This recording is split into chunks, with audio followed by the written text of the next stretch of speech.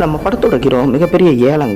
அவன் ஒரு நாள் சூப்பர் மார்க்கெட்டில் உட்காந்து பண்ண தின்னுட்டு இருக்கும்போது ஒரு பூதம் வந்து அவனை கத்தி எடுத்து சரட்டுன்னு ஒரு சொருக்கி ஏற்றிட்டு அவனை தூக்கி எரிய போகுது. அவன் தயவு செய்து இது கனவாக இருக்கணும், எனக்கு உயிர் போயிடக்கூடாது அப்படின்னு கெஞ்சினான். முடிச்சு பார்த்தா அந்த பூதம் மறந்துடுது. அந்த கத்தி மட்டும் அவன்கிட்ட இருக்கு. அதை பார்த்தா தங்க கத்தி மாதிரி இருக்கு. திருப்பி அங்கே மியூசியத்தில் விற்கிறான். பார்த்தா அவனுக்கு நிறைய காசு கிடைச்சிருது.